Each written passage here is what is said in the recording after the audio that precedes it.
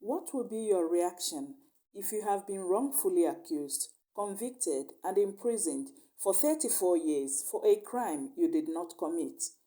Well, this is the story of Christopher Dunn, a 19-year-old then in 1991 who was convicted and imprisoned for a crime he did not commit. His conviction was based on the testimony of two boys aged 12 and 14 then. As events unfolded, the two boys confessed that they were forced to give a false testimony. 34 years have passed, and Christopher has just been released this week. St. Louis overturned his conviction, ordering Dunn's immediate release. But in a shocking move, Missouri's Attorney General filed a notice of appeal with the state Supreme Court and ordered Dunn to remain behind bars while the legal battle played out. Yesterday, the state Supreme Court ruled the circuit judge cannot unconditionally release Dunn while criminal charges were pending. But the state said it would not retry him, leading to his release. Aaron Moriarty has followed this case closely. Christopher Dunn emerged from a St. Louis courthouse Tuesday night, pausing with a smile to take in his first seconds of freedom. A moment more than 3 decades in the making for the 52-year-old who has spent more than half his life behind bars. It's easy to give up in prison when you lose hope.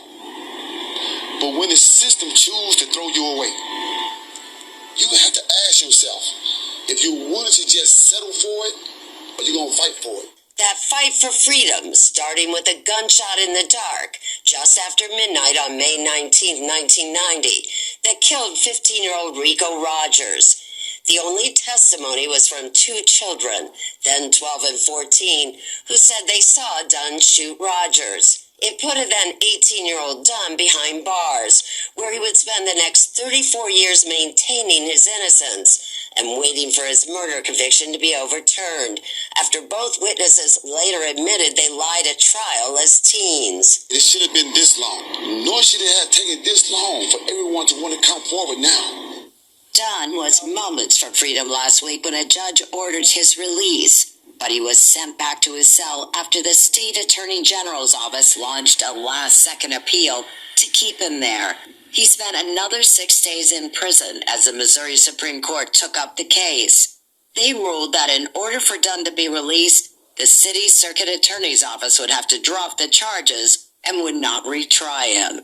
To get prepared to leave, only to be brought back into the prison, it was torture. Dunn spoke to us from inside that Missouri prison last fall. If you had not been arrested, where would you be today? Probably, if not a professor at St. Louis University, I would be somewhere teaching. I'd have graduated from college. I probably had about 2 or 3 children by now. But I'd have been a damn good dad. And while Dunn now says he won't get his past back, he is ready for the future. I got a life to live now, and it's time to move forward.